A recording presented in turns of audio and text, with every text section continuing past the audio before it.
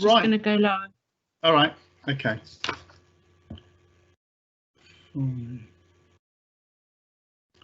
Good afternoon.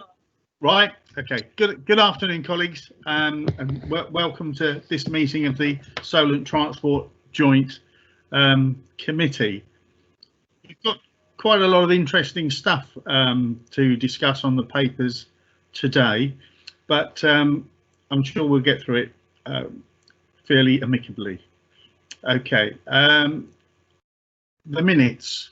The first item on the agenda is the minutes. I'm assuming everybody has read them. Has anybody got any points they wish to raise? No? Okay, fine. Thank you so much. Declarations of interest. Has anyone got any declarations of interest? No? Good. Let's move on then.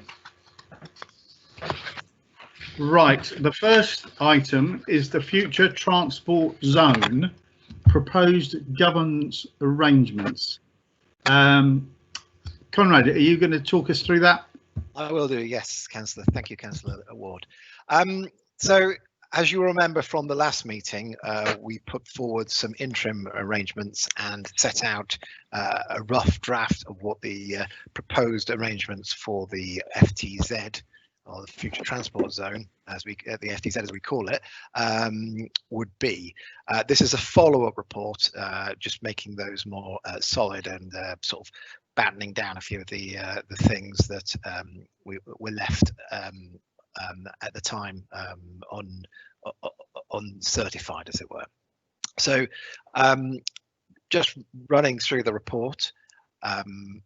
As I said, this is the executive summary, pretty much says what I've just said, that this is following on from the previous report. The background gives you the information which we previously discussed about the FTZ regarding its award, and the strategic context, which is 8 through till 10, covers the issues around what the FTZ is and the DFT's aspirations for it. Paragraph 11 moves on to the detail of the paper, which is the proposed government arrangements. As you can see in the diagram, the proposal is to have a governance structure that roughly mimics both the TCF and the Solent Transport boards. So, for instance, in the first place, the FTZ steering group would be a development of the joint committee. So it would have all 4 joint committee members, yourselves obviously, on it, plus some additional members, and the outline of the proposed terms of reference, a basic outline, are outlined there. I won't run through them in great detail, but the additional members to the board were people like Kate Martin from Southampton City Council, who's the programme senior responsible officer. Obviously Solent officers from the 4 councils, the heads of transport, the Solent transport manager being myself, and the FTZ programme manager, who, it's probably worth noting, has the interim manager has changed. We have appointed an interim manager of Keith Melville to replace Lee Parker, who has gone on to greater things. So he's been awarded a directorship at Surrey, so we wish him well and thank you for his work that he did on the project. The project board mimics the SMB within Solent Transport, so it would meet in the same way as the steering group after the meeting of both. So the steering group would meet after the meeting of the joint committee, and it would be an extra hour on the end of the joint committee with some additional people. The programme board would meet after the Solent management board, would be an additional hour. It's just to separate the work going on between within the FTZ from the Solent Transport more general work, and to make sure we've got a clear governance structure. The board would comprise of the normal members of the SMB, so the senior heads of transport, Colin Rowland, Frank Baxter, Pam Turton, Pete Bistrid, and so on, but also representatives from both Portsmouth and Southampton University, as well as from the South Hampshire Bus Operators Association, Department for Transport, and again, obviously myself, the FTZ manager and representatives from both teams. After that, there will be a number of project boards orientated around each of the projects within the FTZ, and a similar sort of structure. These are really to make sure that we make sure that there's a good crossover between any work that is being done on the FTZ via Solent Transport and from the local transport authorities. Sorry, I've got somebody asking to connect, to check the connection. It's not affecting my broadcast, is it? Thank you. No. All right, that's okay. I shall continue then. And yeah, they're more at a working level, followed by a future transport zone working group. Sorry, I've lost my place a little bit. Do bear with me. So the group will manage the program and input the advice of the projects, and also be run from the forums to discuss emerging technology, research, etc. The group will basically be doing things like reviewing the PIDs, receiving updates from individual program managers and workshops. So fairly simple. This is all based on standard program management disciplines. And Solent area FTZ behavior and Marcoms. This is sort of something we put in additionally. We think it's really important that there's a strict and very clear structure for the Marcoms and behavioural change work that will be going on across Solent, not just for the FTZ, but within the local authorities and across the TCF programs. We've got quite a big investment going on here in terms of delivery of sustainable transport and innovative projects, and we want to make sure we make the best of those, and we really ratchet the additional work that is being done to ensure that there is maximum benefit and promotion of that work to increase take up. Followed on by theme program groups. We will have 2 theme program groups. If you will remember, the FTZ is set out in 2 themes. One is for personal mobility, one is for freight. So the proposition is we have a group that sits above those 2 deliveries to make sure that we are getting best coordination across those program work areas. And finally, a user stakeholder group. This is to make sure that we are getting direct feedback from representatives of bodies that are involved or are in contact with the deliveries, but also to make sure that user groups on the ground are represented, and we were able to take on their thought processes and their experiences of the deliveries. I've spoken to you about this, Councillor Ward. I know that I think this would be best set up if we can find an independent chair and some representatives of the joint committee who'd be willing to sit on it as well, to make sure that this group has the weight that it deserves, even though it won't be a part of the formal decision-making process. Yeah, I quite agree. Yeah, it should be somebody independent, somebody who's a customer effectively, to take that stakeholder group forward. Yes, I agree. So there are no obviously there are legal implications. We're looking to make sure that we're meeting our commitments in terms of delivering a structural process. There are no financial implications of this, and other than the correct management of the FTZ itself. We can look at different arrangements if you're unhappy with these, or if you want to make any amendments. That is all, or suggestions. That is great, but we recommend that these proposals are taken forwards. Okay, thank you, Conrad. Steve, you wanted to join in? Yes, thank you, Chair, and thank you, Conrad. It was a very thorough report. Thank you for the report. I think it's it's very well structured.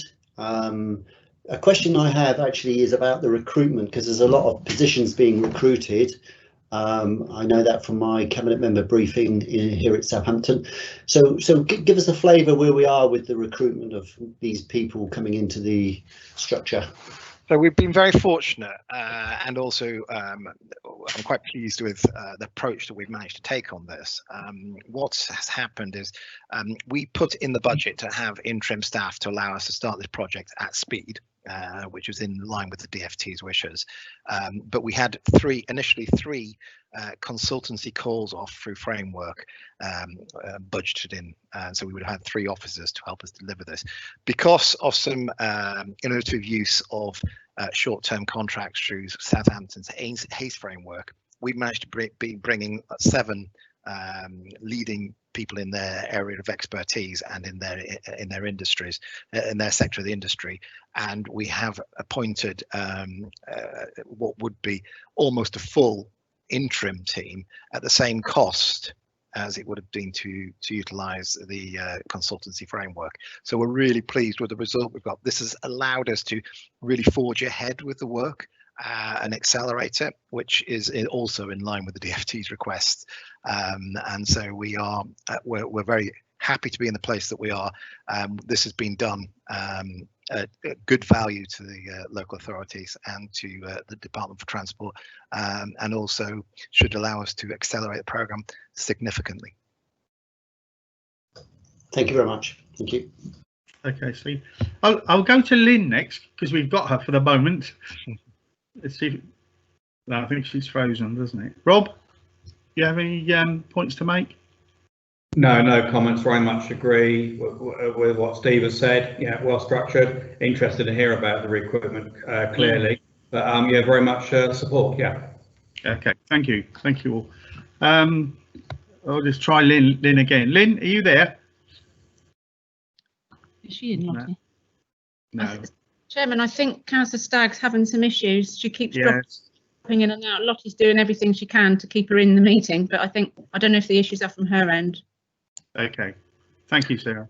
Okay. Chair, can I just ask, are there any additional bodies that you feel that we may have missed out, that any of the joint committee members would like to see strongly there? I mean, we can either take those as a list now or in writing later to add to these bodies. I think Steve's. Yeah. No, I think I'd like to, if the chair allows, like to just chew on that and then come back with some written submission about some of the extra bodies that we think we could propose. Yeah, I agree. That seems a good idea. Are you happy with that, Rob? Yeah, presumably agreeing the recommendations today will allow us the flexibility to do that. Yes. Yeah. Getting a nod. Okay. Yeah. Okay. So, shall we look at the recommendation? Just looking at the options, Conrad, there doesn't seem to be any options. It's just 2 statements. We can go. I think the option is that if you're unhappy with this proposal, we can go away and look at a different governance structure. This one is in line with standard programme management and in line with we've tried to keep it as closely following as many of the TCF and as of the Solent transport principles.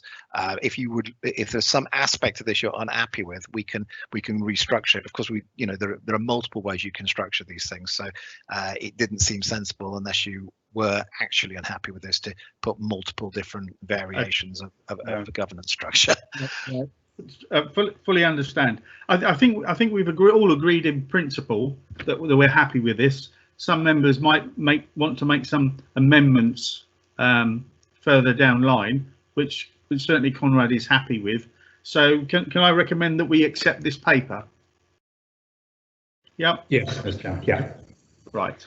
And so, as well, Chair, if I just connect. So obviously, by creating these committees, the first thing you would do is to run through the terms of references at the first of those committees to make sure that you and others who will be part of them would agree with them. And that's a great opportunity to change both membership and to change any terms of reference elements that you wish to do. Okay. Sorry, Chair. So if I can just help, Richard Ivory, solicitor. We do need Councillor Stagg to be voting on this item as well. Okay. So yeah, just going to ask, sort of come in. So I think we can sort of take the vote in principle now, because if she's back in the meeting for the end of the meeting, then we can top things up. But she keeps dropping in, dropping out, doesn't she? So so I'm not sure whether she's with us or whether she's not. But as long as we can sort of rubber stamp it by the end of the meeting, then I'm absolutely fine with that. Okay. Yeah. Fine. Thank Lynn, can you hear us? Clearly not. Okay. Yes. I mean, I think we all agree that that's not a problem at all. Okay. Right. The next item is Solent Local Rail Connectivity Study. Okay, who's... it's Richard. Hello, Richard. Hello. Hi. Right, I am here to present this item, and Paula Halstead from Network Rail's strategic planning team, I believe, is also on this call. So Paul, if you are able to appear now. It was a little unclear. I've just been texting her about whether or not she is able to present. If not, then I can field this item myself. That it had been intended to be joint between myself and Paula. So firstly, in terms of kind of introductions, the need for and the kind of case for a new rail connectivity strategy for Solent is something which has been in our business case for the last business plan for the last year or so. Somewhat kind of in the recognition of the fact that at present there isn't a great deal in the way of published formalised strategy for how to develop the rail network in Solent. Therefore, the Solent Rail Connectivity Study, which is a significant plank of a wider strategy which is being developed, is something which we have now completed, working jointly with Network Rail, which we're pleased to put before you as joint committee to request your endorsement. So I'm just going to share my screen and provide some slides. So bear with me a quick moment.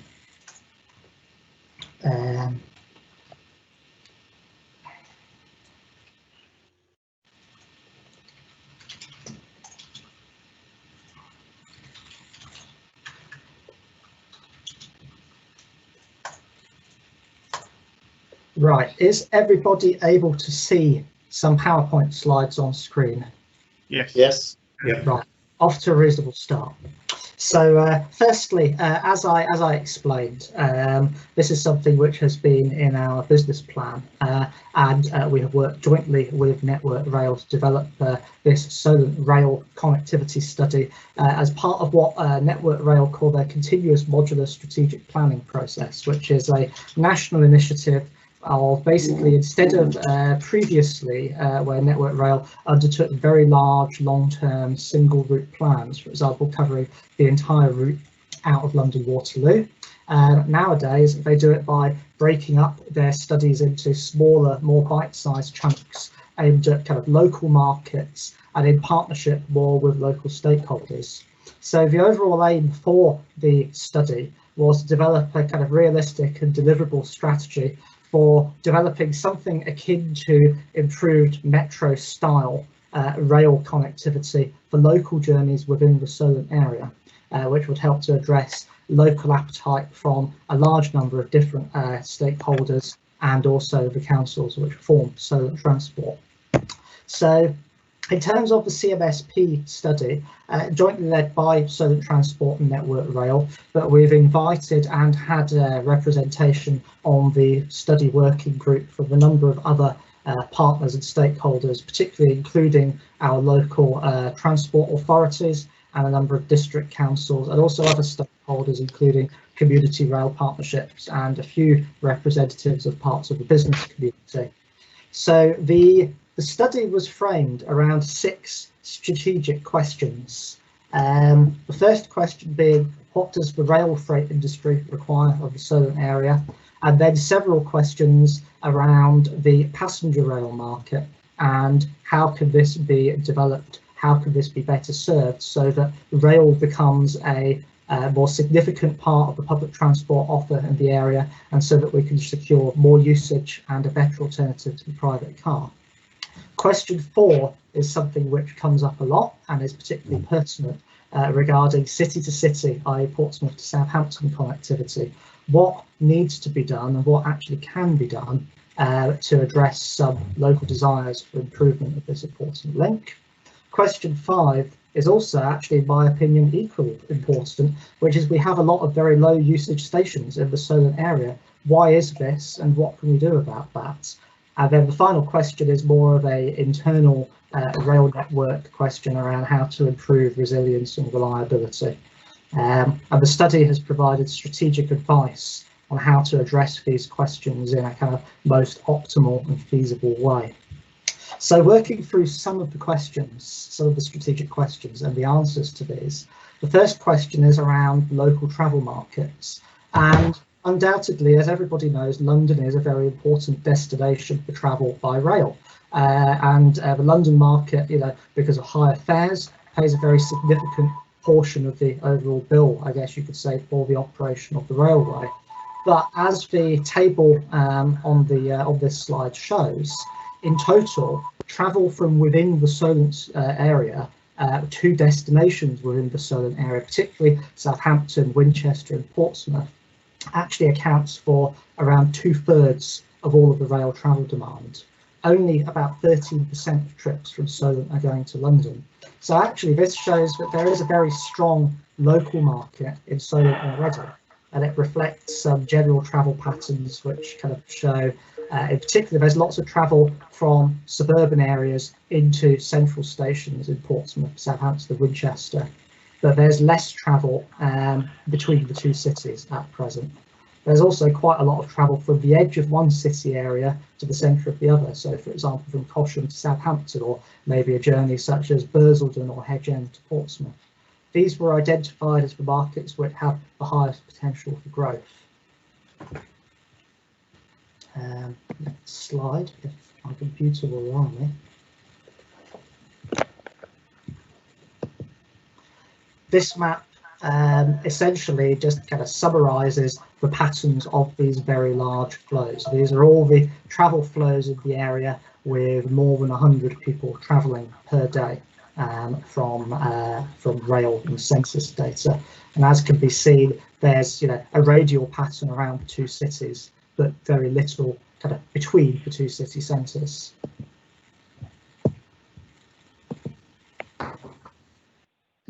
So moving on to try to answer the question as to what level of service is required to help to develop rail.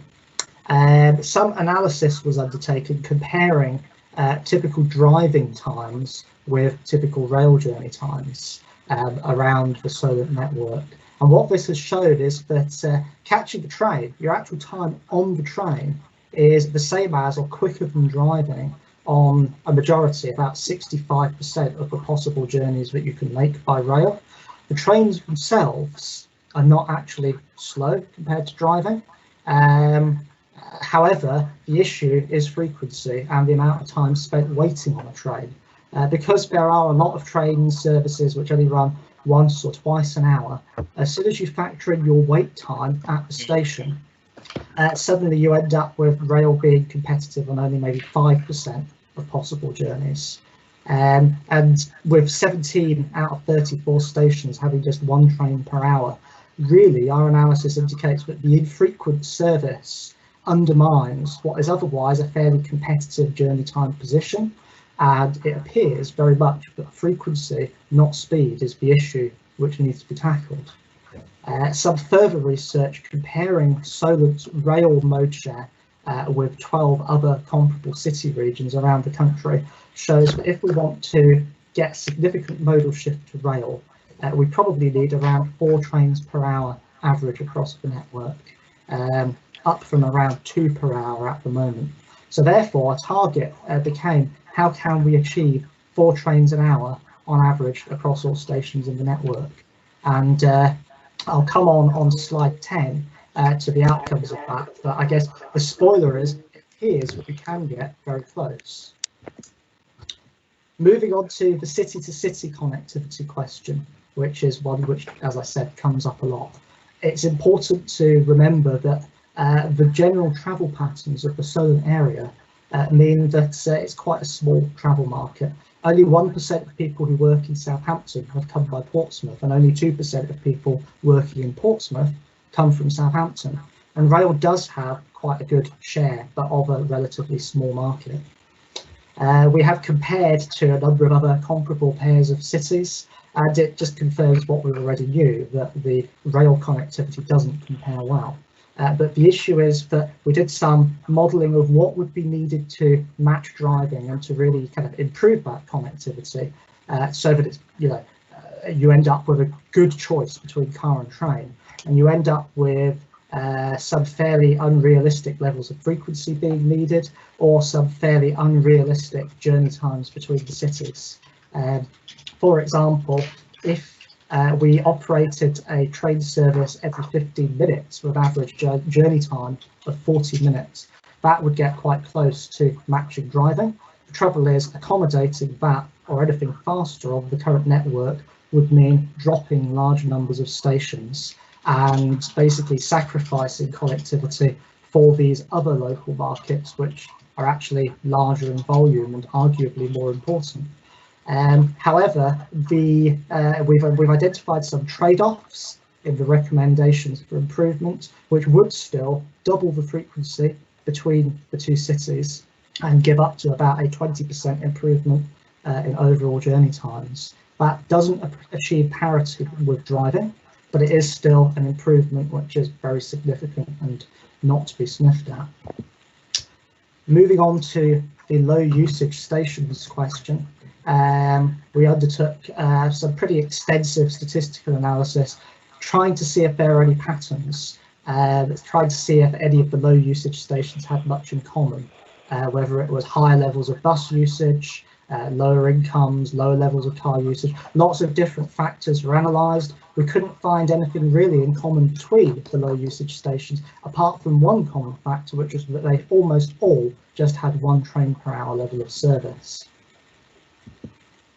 So I won't dwell too long on this rather complex chart, but having identified what the various issues were and what the things we needed to come up, solutions we needed to generate, an initial long list of some 27 potential additional train service options was assessed against quite a range of factors, which included potential journey time savings for the entire number of people who would be likely to use the train service, improving commutability, particularly looking at how many travel flows would come below a 30-minute commute as a result of different services, and a number of other factors. And from this, we managed to navigate eventually to a short list of 5 service changes which appeared to have the most potential, which were then assessed in more detail, including an economic analysis at a high level to understand the potential economic benefits of each, and analysis to understand how they might fit into the timetable and to work out where infrastructure would be needed to enable these additional services. And the kind of summary of this exercise is that the greatest benefits are likely to come from additional stopping or skip stop or semi-fast services, which might call at around half of all stations. There was relatively little benefit seen for additional fast trains calling at few stations, and that's simply because they would bypass many of these large volume flows en route. If you don't stop somewhere so people can't get on the train, you can't deliver a benefit. So from our 5 best performing options, this and the further analysis which was carried out, the additional timetable analysis to understand infrastructure and the economic analysis, we essentially navigated down to 2 kind of core options which performed best, which was an additional 2 trains an hour between Portsmouth, Southampton and then on to Totton, either as a stopping service or as a skip stop service, with each train calling at about half the stations en route. These options both have their merits, and they would deliver somewhere between about 3 to 4 trains per hour on average across the network, which is getting very close to that 4 train per hour frequency target. And for most stations on the Solent network, that is a 50% increase in train frequency in many cases. And as I said, it doubles the number of Portsmouth to Southampton train services compared to the present.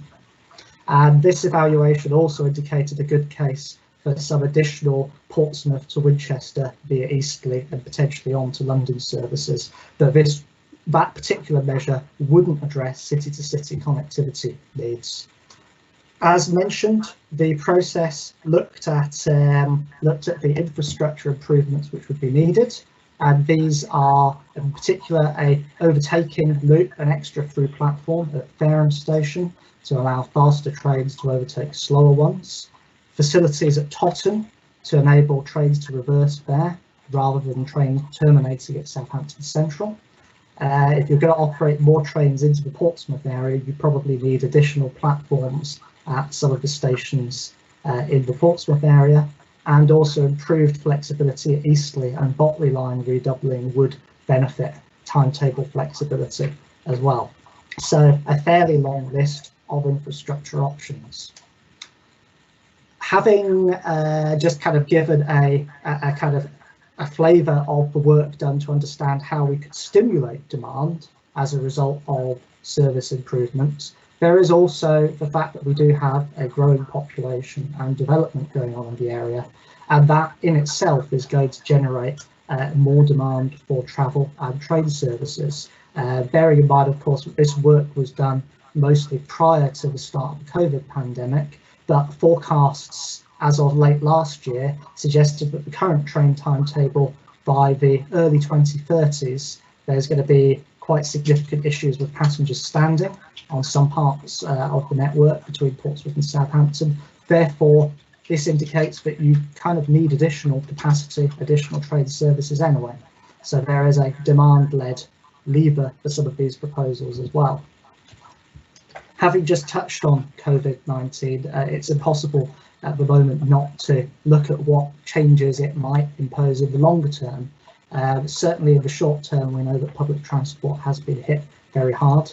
And to be honest, some of these patterns, particularly increased home working, reduced office employment, might well endure to some degree in the longer term. But it's important to remember the timescales for delivery of the measures in this study. They haven't yet been set, but bearing in mind railway investment timescales, this is a 10 to 20 year plus kind of timescale for delivery we're looking at, and the need for mode shift, carbon emission reductions, growing population will all outweigh COVID in the long run, because we by then surely will have found a way to have lived with COVID. And also the geography and some of the issues which we face related to that also are not going to change.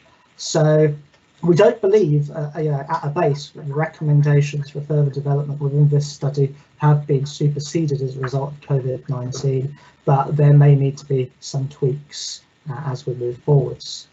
So to sum up, the next steps and the recommendations in this report.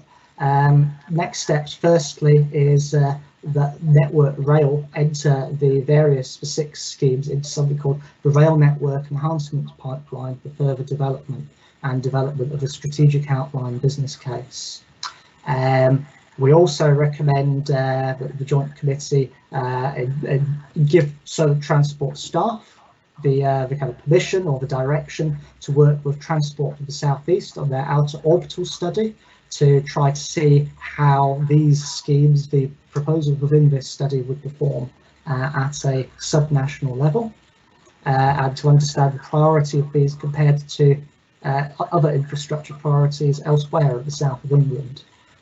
There's some potential add-on work which has been identified, although this is subject to budget and circumstances. And also there's continued joint working with Network Rail to be undertaken later or going on this year, particularly on mainline focused CLSP, which will do a similar piece of work looking at how we could improve journeys between London and the Solent, because we do appreciate that there's a strong kind of steer from members, but London connectivity is also important. And the final kind of recommendation which we seek is an endorsement of the findings of the study by the Joint Committee, and that our member authorities work to consider these in their transport plans in future.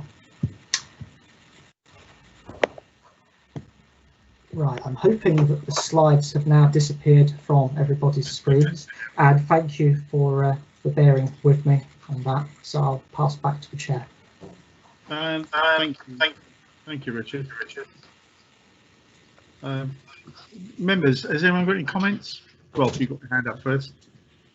Yeah, thank you, Mr. Chairman. Just first of all, excellent report and very well presented as well.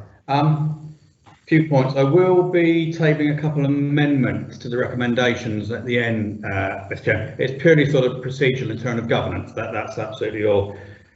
Been discussing this over many years, and there's always been, isn't there, that discussions between speed and frequency. And I don't think we can underestimate the significance of this report, and really pleased to see it in terms of that recognition of about the frequency and how that has come out through the report and all the way through this. And those discussions are city to city all the time. So I think this is a game-changing report, Mr. Chairman. I think we really need to study this very carefully and the significance of it, and it will be to all of us. And as the report quite rightly points out, that it all lines up with all our LTPs as well, and that sort of thinking. So I really welcome this. I've been to many meetings, as I say, over many years when the discussion has gone on, and this has sort of actually set it out very clearly about the argument, as I say, over the speed and over the frequency as well. So I really welcome the report, Mr. Chairman. But right at the end, when you get to the recommendations, if I could just come back at that point, that'd be great. Thank you, Mr. Chairman. Okay, thank you. Steve. Yes, thank you, Chair. And I also agree with Councillor Humby. This is an excellent report. It's very much welcome.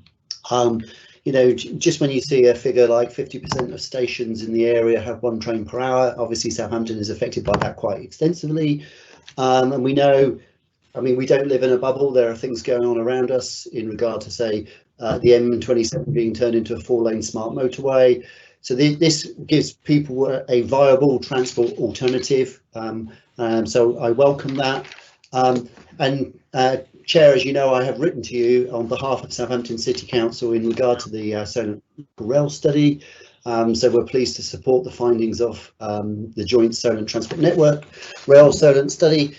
And, you know, it does focus on intra-Solent rail connectivity. It's welcome to us in Southampton, and it's part of our long-term transport plan, Connected Southampton.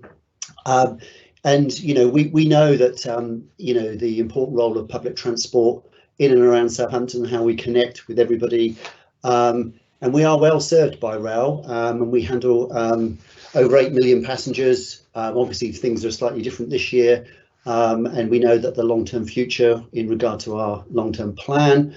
What I will ask, if I may, is the infrastructure identified, the improvements. I'd like to get a comment actually on how Network Rail, what their commitment is to those recommendations, or have they passed any view on it, because it's quite significant investment, and also whether there's been any involvement with Department of Transport, and if there's any mood music from the Department of Transport. And I think this is such an important project for all of us. How we take that forward as a sort of as a brand, you know, how do we market, or what communications go behind that as we go forward, because I think that's quite important. Thank you, Chair. Thank you. Chair, can I just note that Network Rail are on the phones if you want to put any questions to them. Thank you. Okay. As Councillor Stagg has also joined us on the phone. All right. Lynn, do you have any comments on the paper?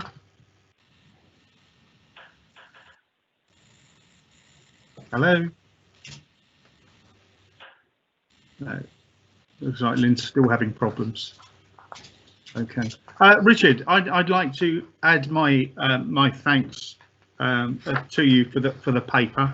You know, it's quite stark when you realise that how underutilised our railways are, and how much improvement could be made. Simple things like frequency of trains and things like that. I know that's a big issue because you probably need more trains and things like that. But if we're going to move forward, you know, with climate change and all the rest of it, we want more and more people to travel on public transport. So it's got to be convenient, and it's got to do what it needs to do for them. Otherwise, they'll stick with their cars. But there we go. Richard, I haven't gone. Oh, sorry. I just was going to ask Chair if I could answer Councillor Leggett's points or questions before they were lost. Okay, please do. Councillor Leggett, firstly, I think you asked about DFT kind of views and engagement. The Department of Transport have participated in the steering group and the working group for this study, and they have reviewed it, and as part of Network Rail's DFT's Wessex programme board, they have also endorsed the study, similar to hopefully yourselves, subject to vote. So the DFT are well aware and hopefully reasonably engaged. As far as the kind of future commitment goes, Network Rail are proposing that this study be taken and the schemes within progressed to a strategic outline business case, basically, which is the next stage of the schemes being on RNEP, that rail network enhancement pipeline. By being on that pipeline, these schemes do actually kind of appear alongside some quite kind of large, big name other schemes nationally, like some of the schemes of Transpennine route improvements, things like that. It does afford planning status.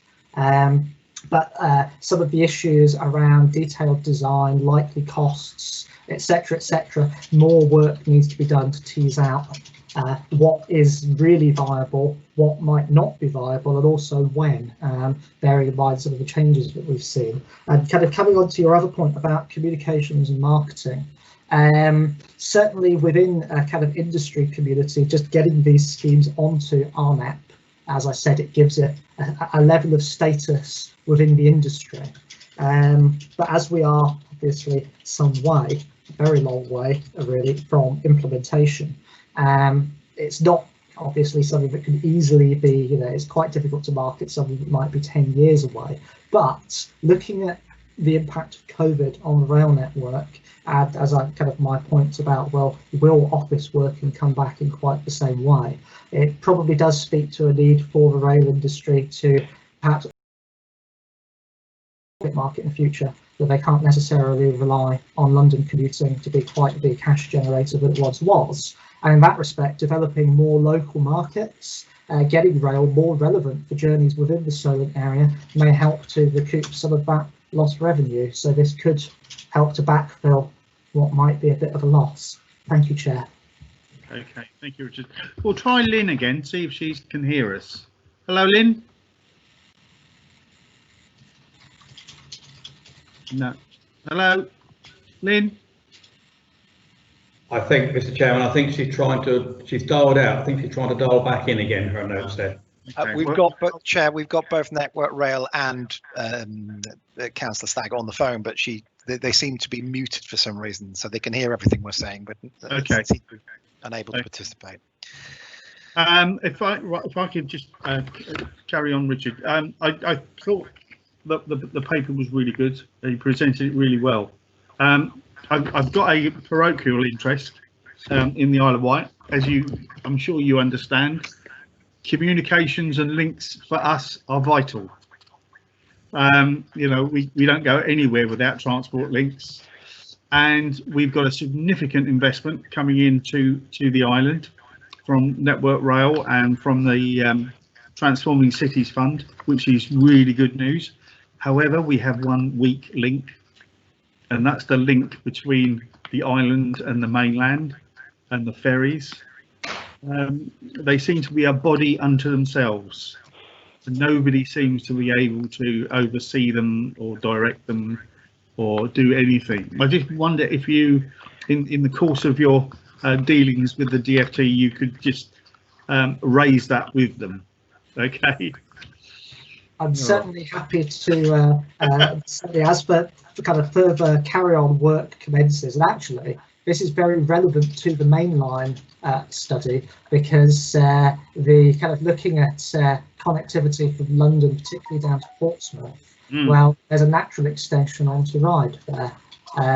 So I will bear that point in mind when we want to that study. Okay. I mean, when we get our rail improvements done on the island, I am sure more people will use it, and more people will be we get hundreds of people commuting to London every day. So I can only see an increase in that traffic, bar the COVID changes, but it will be popular. So there we go. Right, okay, Richie. We've got to the point of agreement, but Rob and Steve, did you still wanted to bring some point to? Yeah, if I may then, Mr. Chairman, and I think officers are aware it's more of a procedural really in terms of Hampshire County Council's governance and the arrangements. As I understand, the governance requires endorsement of studies to be done by the parent authorities prior to the agreement with the joint committee. So what I was going to recommend, and especially as we're also having a few issues with Lynn as well, is that perhaps, so the recommendation 1 and 2, that the joint committee note and agree the findings as it's set out, and in recommendation 2, note and agree the findings. I think officers are aware it's purely a procedural thing to make sure we keep it all correct, and officers can have a discussion without us, if you like, if that's okay, Steve and Lynn as well, and they can put that right and correct it. We can then, as our own individual local authorities, agree that. And as I say, especially if we're having a little bit of trouble with Lynn joining as well, that might be even more appropriate to do that. There's no other issues. It's purely procedure, Mr. Chairman. Okay, thank you, Rob. Steve, I take it you're happy with that amendment? Yeah, that's fine. Yeah, I think that's very sensible. Yeah, I think we're all happy with that. Okay, yes, we accept those. Okay, so I expect it could be shared, but it literally is note and agree the findings. So I think that's easy enough to, without sharing it, and we'll let officers come back to us, relevant authorities, and we'll just cross that off then. Okay, yeah, many thanks. Very happy. Okay, let's move on. The next one is the TFSE engagement update. So sorry to come back, Mr. Chairman, on that. So we probably need to make sure that Lynn is in agreement with that as well at some point, but I expect you can speak to her separately. Yeah. But I think it assists that situation rather than hinders, I would have thought. Apologies for interrupting. No, that's... Can you hear me now? Oh, yes. Yes, Steve, right. Right, I've been unmuted. I was happily chatting away there and realised I was not being heard by anybody. Going back to comments on, it's an excellent report, masses of detail. I mean, it took me a long while to read through it and understand and digest it all. So it was really, really good. So well done to all the officers who did it. The amount of research has been amazing. And the one thing that occurs to me, I agree with what Rob has just said, by the way. Pam can't get on either, so it's obviously a Portsmouth thing. I think it's the water, the distance between us, for some reason or other, is causing the problem. It's important. Yeah, so it's something to do with the ferries, maybe. They were probably interfering. The one thing I was going to ask about is funding. Now, I'm hoping that our link, which I'm hoping is developing with TFSE, might add a bit of welly, to our applications to DFT, because the more of us who are in support, the better. I mean, we're obviously a very good working partnership, but I think with TFSE as well, being part of that bigger scene, and their plans, with the orbital routes in particular, hopefully we'll have a bit more clout with the DFT for funding. Richard? Thank you, Chair. I'm sure that Rupert Clubb will certainly say yes, and I would second that yes. Evaluation of these schemes within the TFSE outer orbital study and kind of understanding what their benefits would be at a wider kind of subnational level is hopefully likely to further strengthen the case behind them. Well, I knew Rupert was there, so that's why I thought I'd put in a plug now. Okay. While we've still got you, Lynn, the last paper, we needed your agreement, really, which is the e-scooters. No. All right. Okay. Oh, sorry. The local rail connectivity study. Right. Hang on. No, I got the wrong one. Sorry. The one before that, which was the future transport zone governance arrangements. Oh, yes. What we agreed was that we in principle agree it, but we would come back to the board with any amendments we may have or comments at a later date. Yeah, that's fine. Are you we'll happy discuss it with. Yes, I'm fine. Yeah, fine with that. I'll discuss it with Pam and the team. On Thursday, probably. Yeah, good. Okay, good. Okay, thanks. Thank you all. Right, Rupert, you're on. Great, thank you. I was just going to attempt to share my screen, so just give me a second. So there's the potential of going horribly wrong.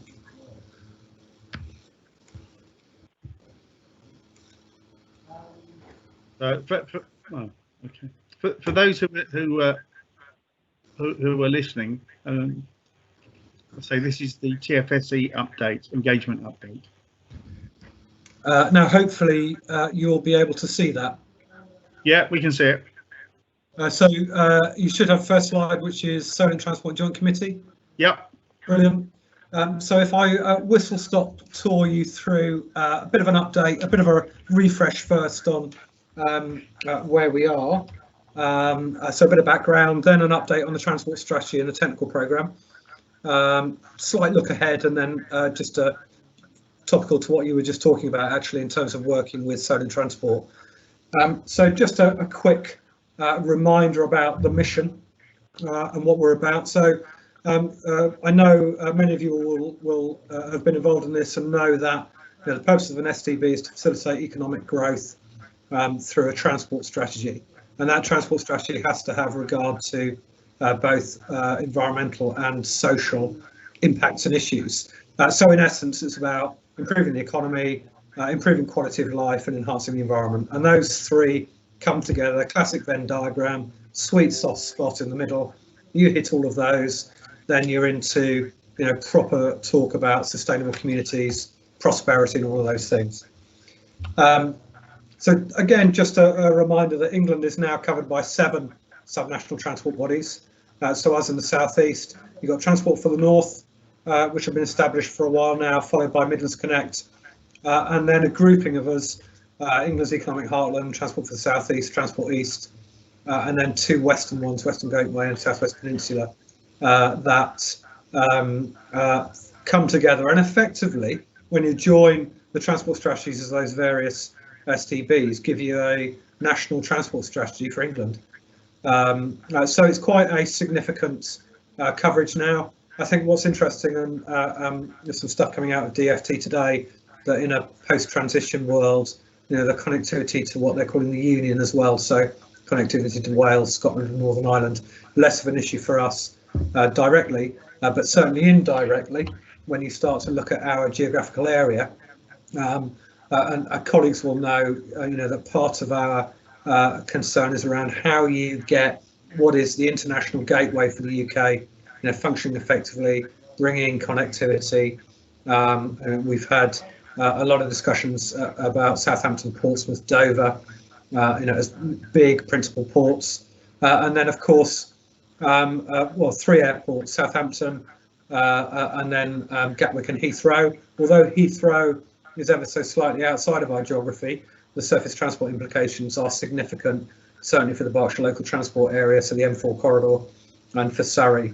But you can just see that in terms of a snapshot of our area, it's pretty significant. And we know through the economic connectivity review that we did, that when we talk about levelling up and productivity gains elsewhere in the country, that actually a lot of manufacturers move their goods, move their services through the country down to the southeast for export, and indeed even importing goods and materials and components. So the southeast is a proper engine room when it comes to talking about levelling up.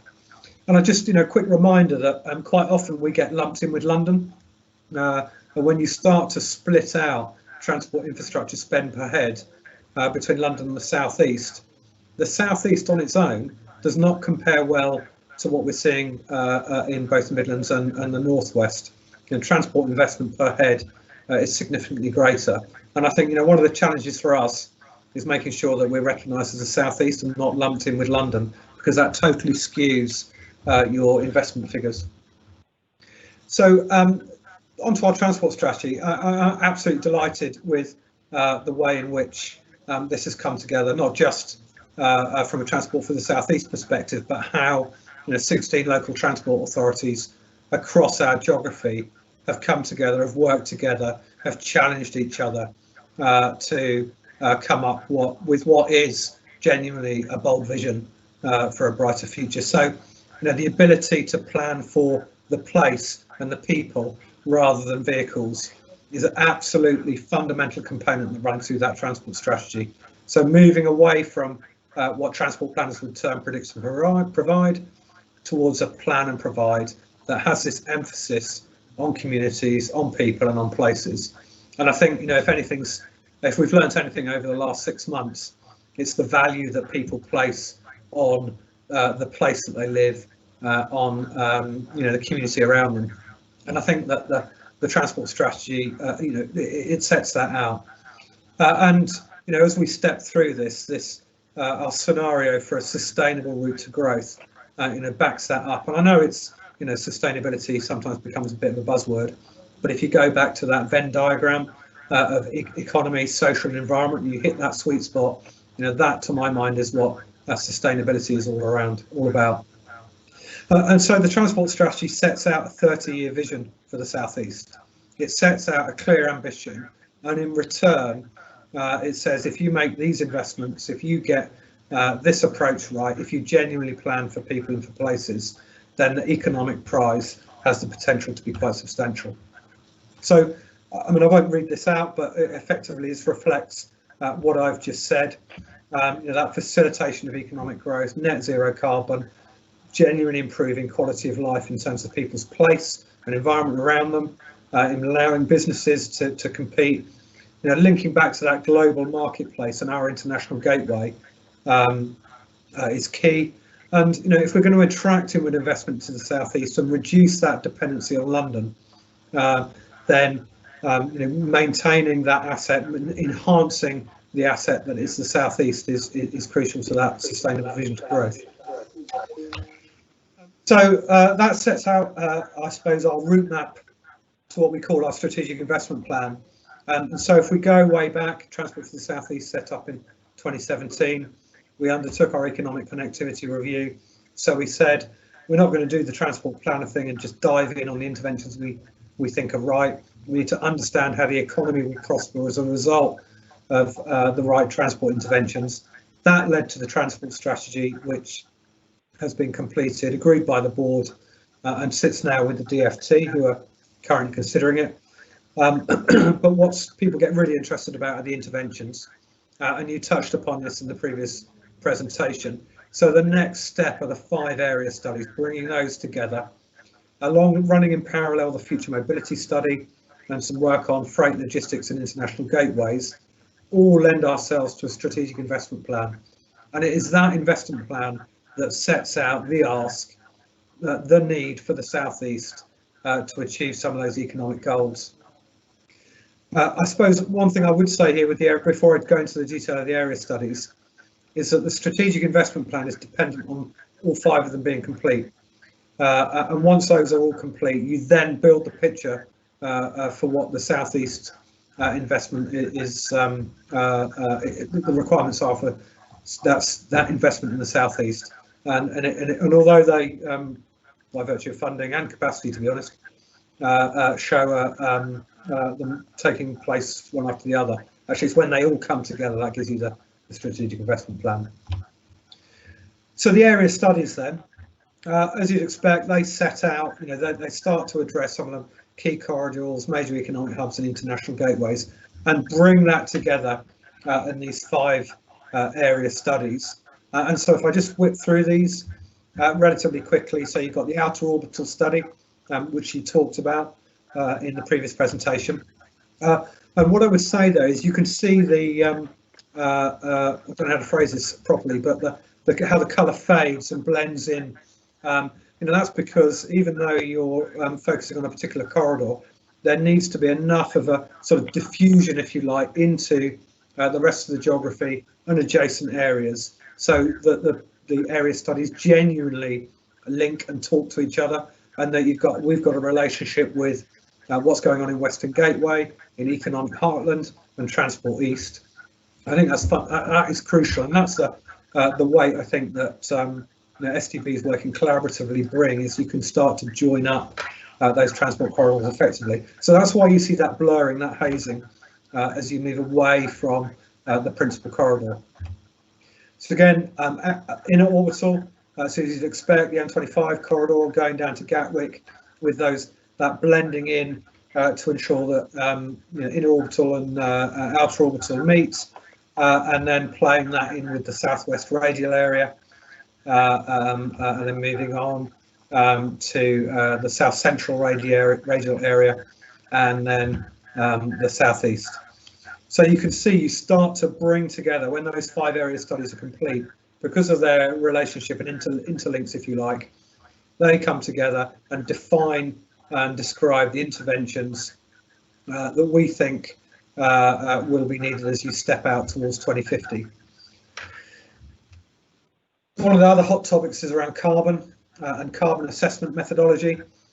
So we will set out a quantitative approach to assessing carbon reduction, and I think the current levels of carbon emissions, their available carbon budgets and trajectories to net zero, as we know, vary between local authority areas, and some authorities have the ability or the ambition to move forward at a faster pace.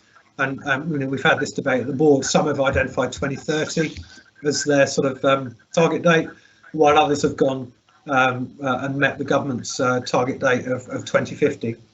So I suppose the point to note is, in some instances, some of those target dates just relates to getting your own house in order, so the buildings and services managed by an authority.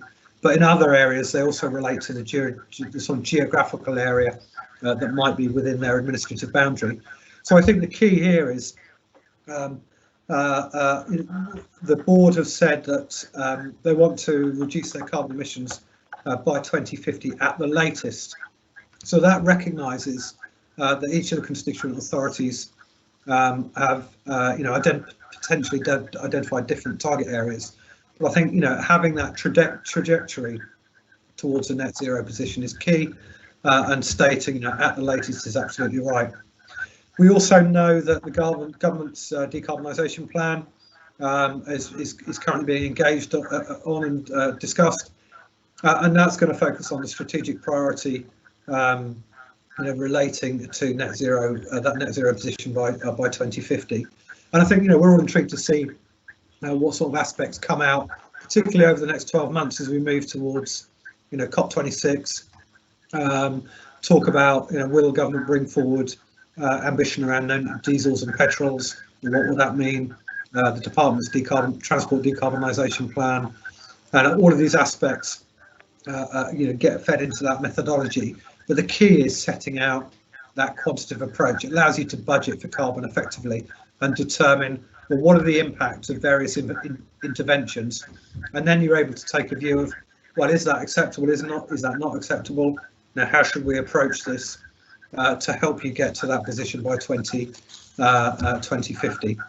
So the DfT have recently agreed a variation with us around our grant funding to undertake that quantitative approach to assess the carbon reduction impacts of the strategy and the forthcoming area studies.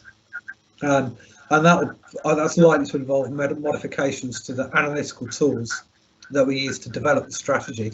So that means that enables us effectively to for those outputs to interface with the emissions factor toolkit. So that, I think, puts us in a stronger place. The other aspect to touch on, of course, is the impacts of COVID-19, and there's still a lot of uncertainty about the continued impacts, and again, you touched upon that in the previous session. And it's difficult to nail down what we're seeing now and what we've seen over the last few months and how that plays out in long-term trends. I think the overall strategic direction for transport for the southeast is certainly right, and mass transit in some shape or form will still be an important way of moving people from A to B. And there isn't a sort of silver bullet for any other type of method. So we've looked at a number of potential scenarios to try and understand impacts on both employment, business activity and transport patterns. And this research is going to underpin some of the work that will take place in the area study, so that we make sure we get the best outcomes in terms of that sort of wider economic recovery. So just to give you a sense of those scenarios, so this slide just sort of effectively plays out where we've been, where we might go. So you get a second wave and a second peak, you move into this sort of cycles of lockdown, which is your sort of top row, and then the second sort of scenario is around, well, how does society adapt? So effective treatments aren't working, so you adapt to this social distancing, the possibility of localized lockdowns and so on and so forth. The third scenario is you get success on treatments, and that moves you into sort of therapeutic type scenario. And the fourth, of course, is an effective vaccine. And an effective vaccine has the potential to take us back to the scenario how we were all living effectively, December, January time. So if you play those scenarios into, well, what does that do for sort of transport in its broadest sense? So this slide just shows you, when we went into that first lockdown on the 23rd of March, what happened, what the impact was. So you suddenly see a dip off, and then you can see how each of those scenarios plays out. So, if you're in a phase of restrictions, that's the bottom orange line, into that sort of adaptation where you sort of learn to live with it and you accept that the economy opens and shuts, into therapeutic and then vaccine. And you can see, in a world where you develop a vaccine, then you start to get uplift and confidence back into particularly public transport, and a sort of onward and upward trajectory as people's confidence grows. So these scenarios play into our area studies to ensure that as time moves on and we get better understanding over the next 6 to 12 months, that when we come to produce a strategic investment plan, it reflects what we know about sort of COVID response. Just sort of looking ahead, and again, how we work with Solent Transport. As you know, we submitted in July both a proposal to government and the transport strategy. So transport strategy sets out the ambition for the next 30 years, and the proposals to government sets out the things that we think we need in order to turn it into a reality, so the powers that we need. We've also submitted to both Treasury and the DfT submission, as you'd expect, for the comprehensive spending review, which sets out for the next 3 years the technical programme and the level of funding that we would need in order to deliver that. We're also continuing work with funding and both financing with the private sector. So, when you turn up to the Secretary of State with, say, for example, £90 billion worth of transport investment, the best way of not getting laughed out the room is trying to show and develop that you've developed alternative solutions to help finance some of the investment. And it comes at quite an interesting time in terms of decarbonisation. So how do you generate revenue streams to enable the private sector to invest? It's the $64,000 question with transport. It's really knotty, but I would be remiss of us not to have discussions with the private sector and the department about, well, how might you go about that? So that private sector work includes what you would call traditional consultants and contractors, but also the telecom sector, bankers, startups, to try and understand, well, what are the criteria that would make you want to invest? Because there's money out there. The issue with this kind of investment is how do you attract the return on investment. And then I suppose this last bullet point has been, well, it depends who you listen to, really. It sort of feels like it's been superseded in terms of the Devo white paper that everybody has been talking about, and there's certainly been flavour of the month in terms of LGC and MJ columns. Seems to be some uncertainty when that might appear. So I'm not going to dwell on that further because I seem to think that that might be pushed back a while. And just a reminder on the governance. So you know, there's a shadow partnership board, which is a decision-making body, an advisory board of the senior officer group, transport forum, and working groups. And Solent Transport, of course, have representation through the elected members on the shadow partnership board. So I've certainly counted 4 of you on this meeting. There's also representation in the transport forum, and we've got a number of working groups. So Solent's engagement with the outer orbital and the southwest radial will be crucial. And then, as you'd expect, there's a small program management office which consists of you know, transport planners and program managers to help us develop the strategy and spending review submissions and so on. And then this is the sort of central heating system. So this is the it's a busy slide, and we're just working up a simplified version of this, but it just shows you where everybody sort of plays in and stakeholders play in and so on. So the board is a decision-making body, as I've mentioned, and you've transport forum, the senior officer group providing advice to the board, an area studies program board linking into the outers. So I've used here as an outer orbital as an example to give you a sense of, you know, of how it all pulls together. So I think, you know, in terms of Solent engagement, the bits that you were talking about in relation to rail, you know, really quite important about how we play you in to the outer orbital study. And as you rightly say, you know, to understand, you know, where there might be competing priorities and how you prioritise investment in the rail system across the region. So, Chairman, that's a bit of a whistle-stop tour. Delighted to be invited to talk to you today. I'm really happy to take any questions, and I will end my slideshow.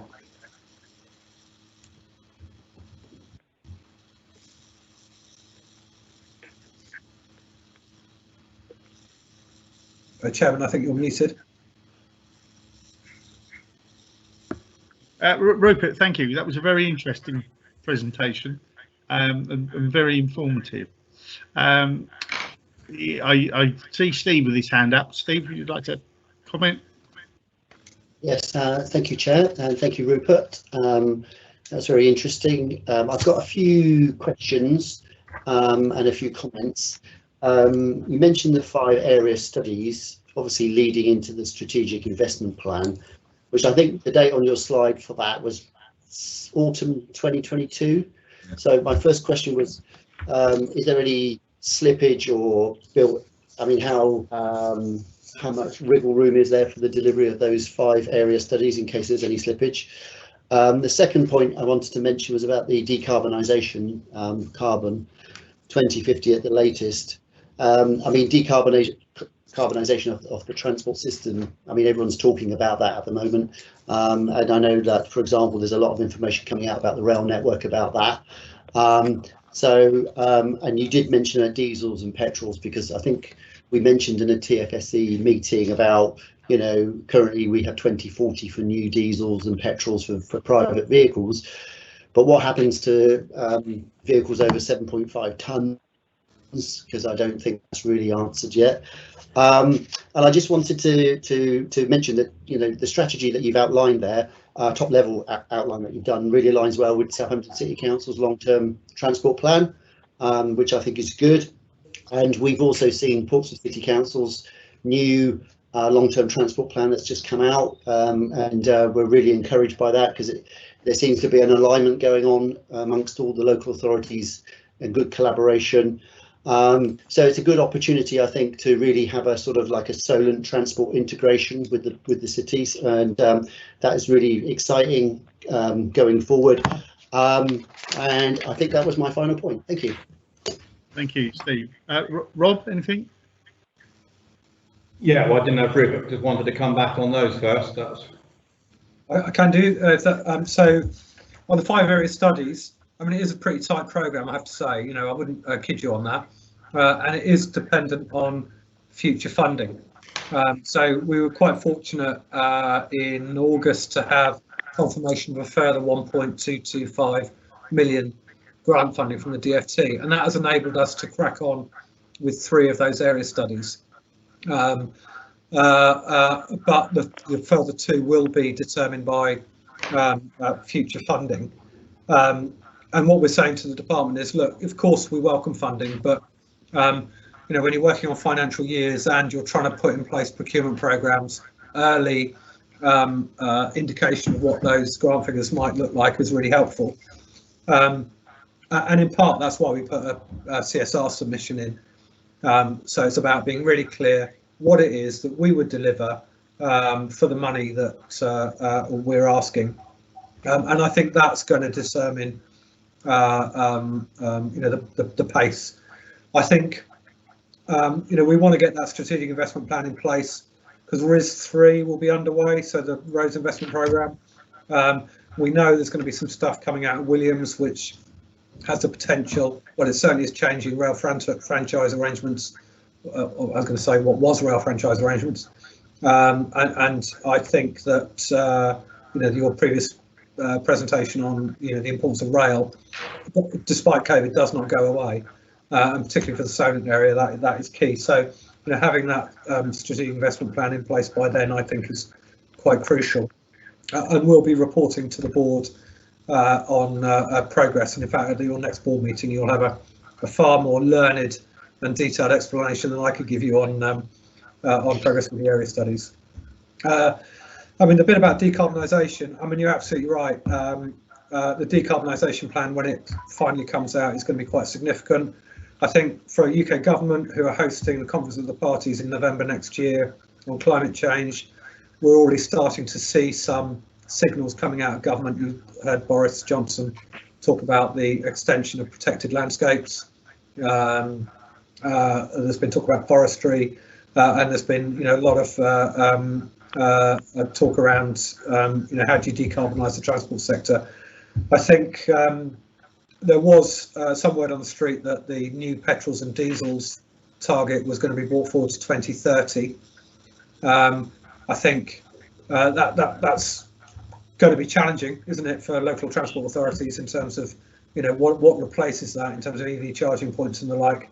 But it seems to signal, you know, it feels like a step in the right direction. If you're setting out your ambition to 2050, then you've got to make inroads now. So intrigued to see whether that happens. I think your points on freight are well made. I mean, there's a, I think it's always a bit slightly more complicated area, not least getting under the commercial machinations of the freight sector. But I do think hydrogen technology and the like has the potential on freight. I mean, certainly they trialled a first hydrogen train, I think, last week or the week before. So I think, you know, that provides the kind of opportunity, although notwithstanding that there's fairly limited hydrogen filling stations around the UK at the moment. But our freight logistics and international gateway strategy runs in parallel with those area studies deliberately, because it's so significant in its own right. And I think when government land the transport decarbonisation plan, that will enable us to you know, factor that into the strategic investment plan. One thing I would say is decarbonisation of the transport sector is going to be challenging politically for government, for ministers, because, you know, I mean, I'm not a transport planner, but transport planners will tell you for the last decade they've been trying to get people out of their car and onto trains and buses. And, you know, if you look at the southeast, whilst there are some high density urban areas like Southampton and Portsmouth, there are equally large swathes of rural areas where, you know, that mass transit connectivity, that public transport connectivity is just not there. And so I think there are some difficult decisions that you know, government will have to make if they're going to grab that decarbonisation mantle. It's not an easy one, and I think the way in which, and I pay testament to local authorities around this table, that the way in which local authorities, both from an officer and political level, have come together, that ability to speak with one voice, I think, has a potential to support government and to support, you know, difficult ministerial decisions when it comes to decarbonisation. Okay. Yeah. Thank you, Rupert. The point you just made about traffic planners and trying to get people out of their cars. I've been a councillor for umpteen years now, and generally held this portfolio. And of course, we have to deal with this. And my philosophy has always been, let's not penalise the motorist. Let's take away the need to make the journey. And COVID has actually brought that about, really, inadvertently, because more and more people are realising, actually, I can do this from home. I don't need to drive into the office 5 days a week and so on and so forth. So I feel a degree of satisfaction that my idea is working. Anyway, Rob, go on. Yeah, it's only well done, Mr. Chairman. It's only a comment, really. Rupert stole my line. He will know, and you've heard this many times. In terms of working in partnership and the one voice, and it will never be more important than it is now. I heard you mention the Isle of Wight earlier, Mr. Chairman, and I'll forgive you that one on this occasion. But it really is, and by doing this, and Rupert does a great job of presenting TFSE and how it works and how we do it in partnership. If we don't, we will all suffer. We need to do it in partnership. We need to be joined up for the southeast. And there will be significant challenges like there is for everybody. But when we start looking at the levelling up and everything else, we're going to have to fight our corner. And when we go to ministers, and we all meet ministers every now and again, or Rupert does, everybody, if they know we are speaking with one voice and we are joined up, that gives the confidence for investment, and then you deliver. So that is my, Rupert will know this. I've said that right from the beginning of Transport for South East. And I think it has proved to be something that has probably driven us and made us as successful as it is, Rupert, I would think. Yeah, that's just a comment, Mr. Chairman. Really good. Lynn, are you there? Would you like to comment? I am. Can you hear me? Yes. Oh, good. Yes. Well, I can't really add anything to what Robert just said. I mean, I think that the interesting thing about TFSE plus Solent Transport is that we're all obviously looking after our own patch because we have to. We are representing that patch, but it's within the bigger framework, whether it be the Solent area or whether it's the southeast. And I think the connectivity is very, very, very important. So I'm glad to see that this is beginning to work. I think lots of people, and we think in these things, but it's getting that joined up thinking together in a plan, and it's great to see.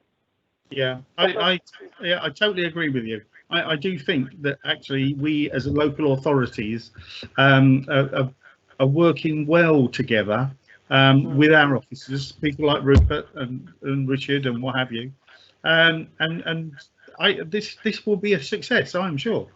It's going really well. Okay, right. Does anyone else like to say anything? Chairman, if I might, I mean, I do have to pay tribute to the way in which you operate together, both in the Solent and on the Transport for South East. There are going to be times where we disagree with each other, but I think the strength of the partnership is such that you can see through these challenges. And when you start to look at each individual's ambitions, the Department for Transport's ambitions, Transport for the South East, yours, it all sort of lines up. Absolutely, I think Rob and I are on the same page on this. You've just got to hold it together, because the ability when you're looking at all the other stakeholders in the southeast, when you've got that weight talking with a single voice, it makes ministers' jobs easy, and it means we're more likely to get investment. Yeah, good. Yeah, I totally agree. Right, let's move on. Thank you for that, Rupert. The next one is Solent LEP. The Solent 2050 and Economic Recovery Plan. Thank you.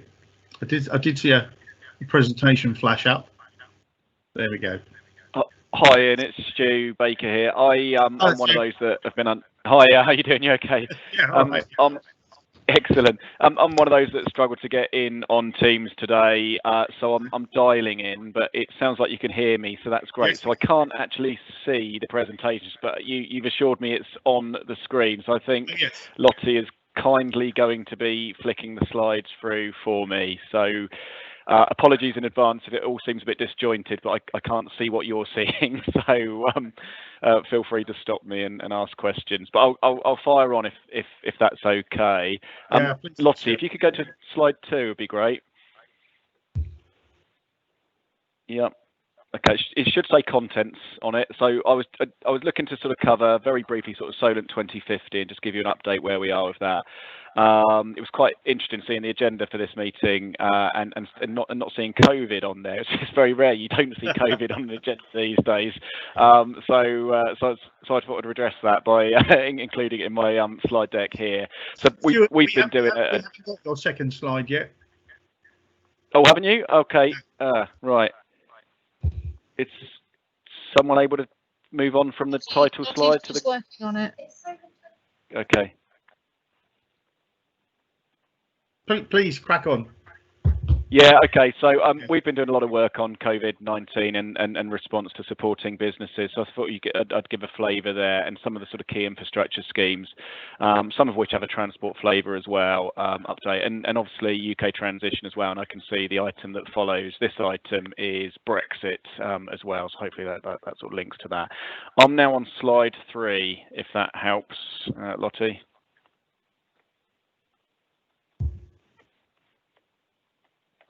I'll carry on and perhaps the slides will catch up. But essentially, I wanted to just give an update on where we are with Solent 2050. So, oh, crikey. So before COVID-19 was even a thing, and before the current government as well, there was a lot of work centrally on what was called industrial strategies, which I'm sure you all remember. And the idea is that each local enterprise partnership or mayoral combined authority would develop its own local industrial strategy. So clearly there's a lot of water that's passed under the bridge since that time. Not only do we have a new government essentially with new ideas, we of course sort of have moved increasingly towards UK transition at the end of this year, and of course the pandemic as well. So there is a lot of policy fluidity in the centre, as you'd expect, and is understandable at this time. But we actually have an economic strategy, strategic economic plan, which expires this year, and it's hopelessly out of date anyway. It doesn't even mention Brexit. It wasn't a thing when it was conceived. So we do need to move forward with an economic strategy, and we have essentially done all the work that we were required to do by government to establish that. We did a lot of consultation last year, and you can see the metrics. You can't see the metrics. Probably haven't got the slide, but we spoke to around 1,600 individuals over that, and over 500 businesses as well. We've gone through a process of developing a detailed evidence base that's available on our website. Government have agreed to that, so that had a kind of cross-departmental scrutiny panel that looked at it. They were happy with it. Some really minor comments which we've addressed, so we're pleased with that. And that's taken us to a point really where we see the vision for the economy in the area. Again, this was pre-COVID, I suppose, but I think it still stands as we look towards 2050 to be the global leader in maritime and climate change adaptation, with towns and cities that are fantastic places to live, trade, and with opportunities for all our communities to flourish. So I'm sure very few would sort of disagree with that. And the two sort of themes that came out of the work we did with consultation time and again were around the prominence of the maritime locally and the importance of climate change adaptation and decarbonisation as well. So we've really sort of put those front and centre of our work going forward. I'm now on slide 4. I don't know whether you can see anything at all. No, we're still on slide 3. Okay. There's just a slight delay. Lottie is on slide 4. It's just not showing. Yeah. Brilliant. Okay, so slide 4 will come up. That's good. Great, thank you. So this lists us our 6 strategic priorities that form part of our economic strategy. So we have clearly, we want the Solent to be a world-leading marine and maritime economy. And I'll mention more about that. We want to pioneer approaches to climate change adaptation and decarbonisation. the UK's capital coastal renaissance. Coastal communities, as I'll mention later, have significant challenges generally, even if we take COVID out of it. I think they've been exacerbated by COVID. That's what the evidence is suggesting, and coastal communities are expected to be more significantly negatively impacted by the economic consequences of COVID when compared to other areas. But they are great places to live, and I think we've all, we're here just about joining virtually, and the need to sort of locate in town, city centres or in London has gone, essentially, and you can be on the Isle of Wight, Ian, just like you are now, with a great view across the sea, and be just as connected as you would be if you were in the centre of London. And I think that's a real opportunity for this area with the quality of environment that we've got.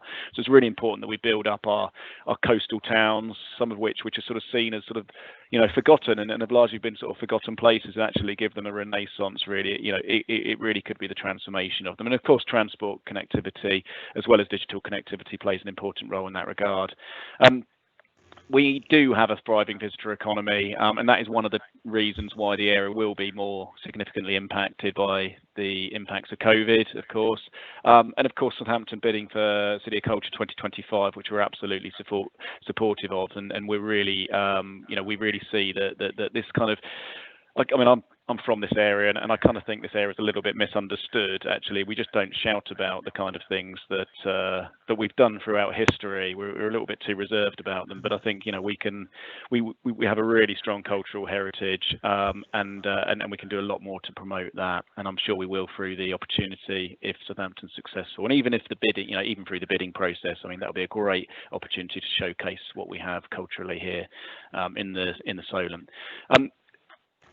Developing world-class talent base, hugely important. We are nothing without our people, and particularly our young people are going through a particularly challenging time at the moment into a sort of saturated labour market, few job opportunities. That's going to get worse.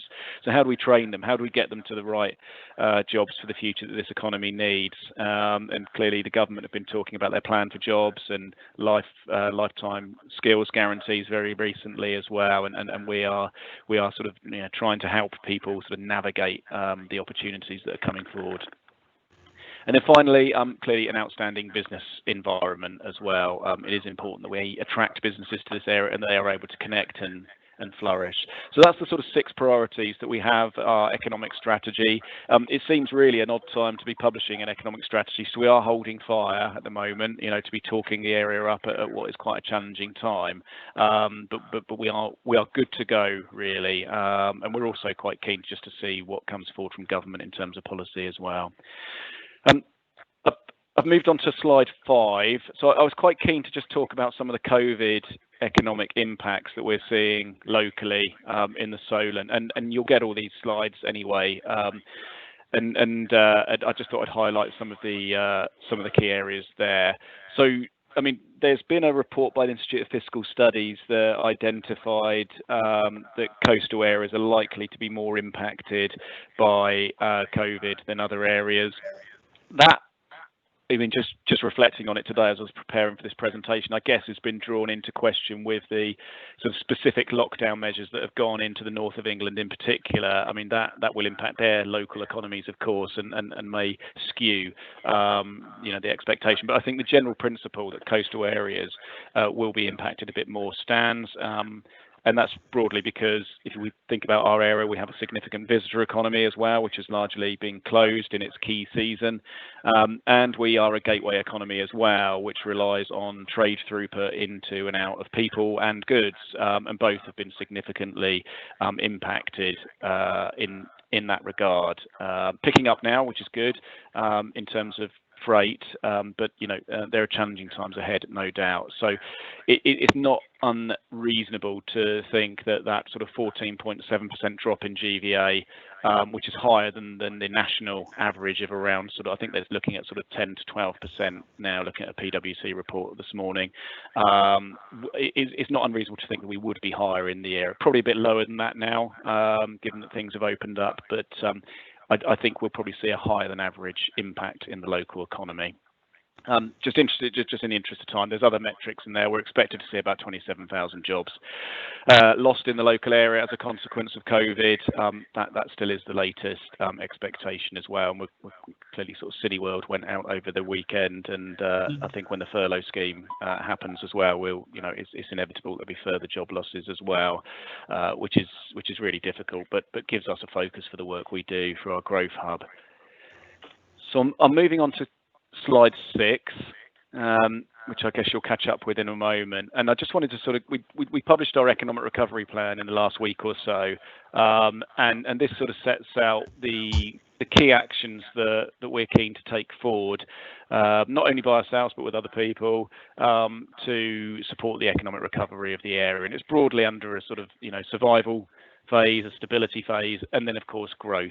And it's interesting, we've seen businesses growing through this phase because of the nature of their work they've been able to, whereas others have clearly been absolutely devastated by it as well. But it's important that we look at all 3 phases, but the priority at the moment is supporting businesses to survive, those that otherwise would have been healthy, successful businesses in the absence of the pandemic, and then to stabilise and grow. So I'll just give some highlights from that. So I've moved on to slide 7. So we've sort of structured our economic recovery plan under the 6 strategic priorities that I mentioned earlier. And so under a world-leading marine and maritime economy, we've established an organisation called Maritime UK Solent, which works under the banner of Maritime UK, which is the industry body for the maritime sector. And we're developing an economic recovery plan specific for that sector. That work's ongoing. We've recently invested, or are in the process of investing, in the 5th cruise terminal at Port of Southampton, as well, which will be a £42 million new cruise terminal. And we are clearly focused on securing one of the 10 free ports for the Solent as well. We've done a lot of work on that. We have a Freeport Task and Finish group that's been working since October last year. We've commissioned a world-leading consultancy in this arena called Vivid Economics, who've been doing a lot of work on this to support a really strong proposition from the Solent. It will be incredibly competitive. There are airports that are looking at this, seaports in particular, that are looking at this as well. There will be 10, probably a maximum of 7 in England as well, and it needs to, the area needs to have one of those as well. And we're doing a lot of work in that regard.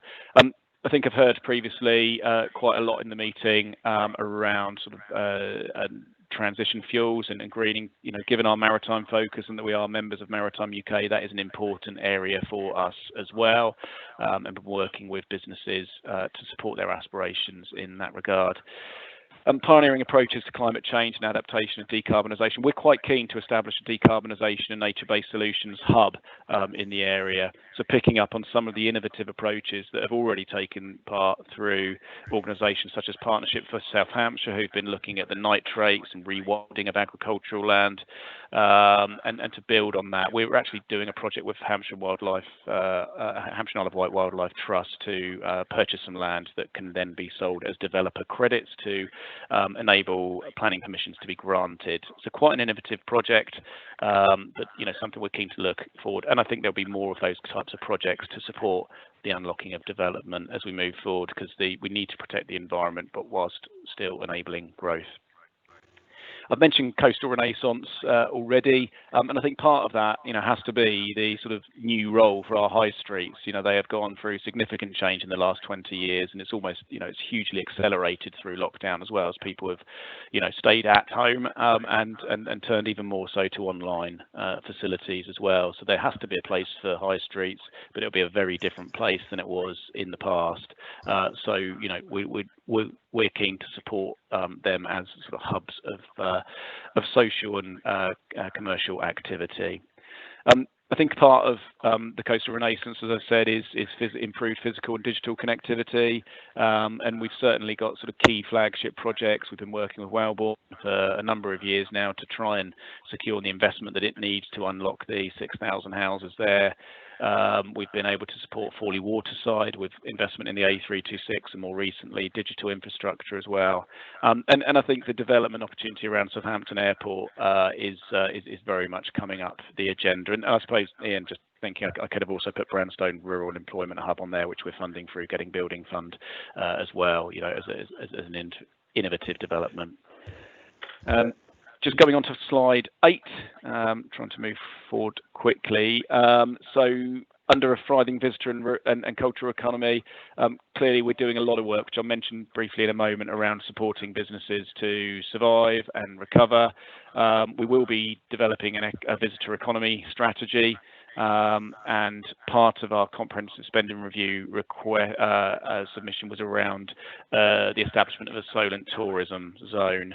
And clearly, as I've mentioned, very supportive of Southampton City of Culture 2025 bid. And we are doing a lot to support the cruise sector as well. I've mentioned the investment in the 5th cruise terminal already. World-class talent base. We've got a really strong labour market information now. Again, that's available on our website, which gives a very up-to-date view of the local labour market. We're keen to secure an Institute of Technology for the area, focused on maritime advanced manufacturing and technology.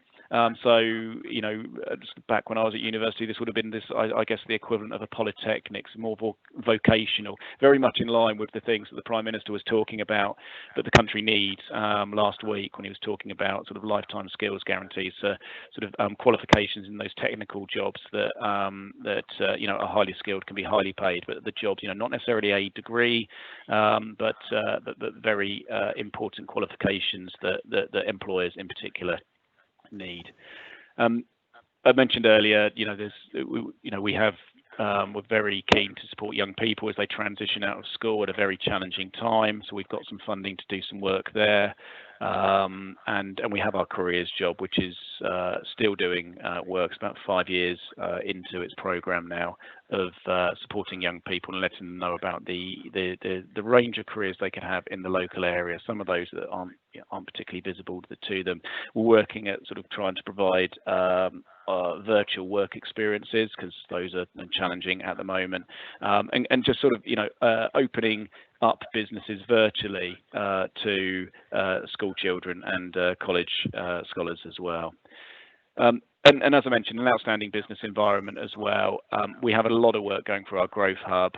It's been a really busy time for us since March, with the phone lines extraordinarily busy, website hits really busy, and developing new funding programs to fill the gaps in national provision for the local economy as well.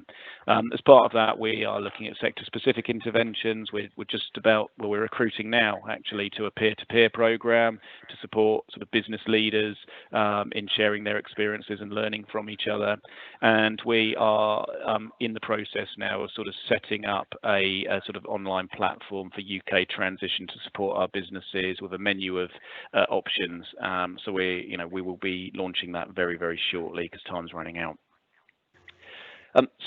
Slide 9 now is the next one. So I've touched on this a bit, so I won't dwell on it too much. But whilst the comprehensive spending review was broadly cancelled for good reason, we still went forward, as I'm sure many others did, with a submission to the Chancellor with regard to some of our ambitions for the area. And it's under those sort of 5-point plan that I've mentioned there, which really pick up on some of those points that I've mentioned already in our economic recovery plan. It provides an opportunity to try and accelerate those if there is any money that's forthcoming, so that would be good.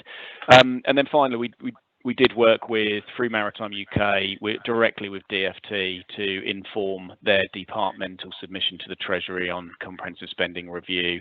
It was very much on the maritime side, so DfT is the sponsor department for maritime. So we were able to sort of, as the key maritime cluster in the UK, we were able to sort of promote some of our ambitions in that regard.